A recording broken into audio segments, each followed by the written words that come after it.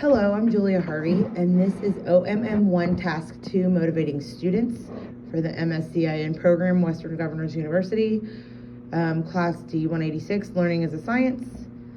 It is March 18th, 2022.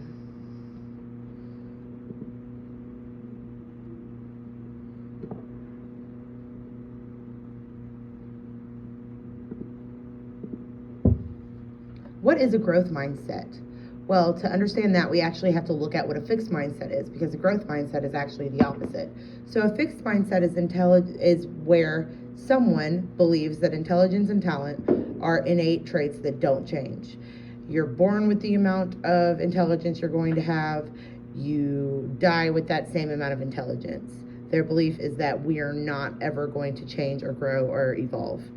Someone in a fixed mindset might worry about not looking smart, might get upset by mistakes, might give up sooner on tough tasks, might avoid constructive criticism and might take that very personally, feels threatened by other success, and eventually plateaus before reaching full potential because they believe that they just cannot do it. Things are not ever going to get better. I'm never going to learn anything out of this. Now, what is growth mindset? A growth mindset is intelligence can be developed. So someone in a growth mindset state of mind might believe that, yeah, maybe I don't know how to do this skill, or maybe I don't know how to complete this task. Yet I will figure out how to do it. But right now I really have no idea. So I'm going to work a little bit harder and figure that out. Motivated and engaged in the face of challenges. So any kind of bump in the road, any challenge that somebody with a growth mindset encounters, they believe that that's their motivation to get through this and to figure that out. Someone in a growth mindset might be willing to review and revise work as needed, just dependent upon if, they have reviewed any kind of revisionist notes and they've decided, yep, I'm absolutely going to be able to do this. As I've stated before, someone in a growth mindset absolutely persists in the face of setbacks. Any kind of setback that comes their way, they're willing to continue on towards their end goal. They learn from criticism, they take that and they kind of change and make different changes based on the criticism that they earn, find inspiration in the success of others. So they're not threatened by anybody else's success. So they are very much people's cheerleaders because it helps them to grow. When other people grow, somebody in a growth mindset is growing as well. Rises to meet new potential. So consistently setting a higher bar and attempting to meet that bar. So, for example, someone in a fixed mindset you may hear a student that's in a fixed mindset say, I just can't learn math. Well, if you want to reframe that in the era of someone who's in a growth mindset, basically their statement may say, math is hard, but if I keep trying, I can get better at it.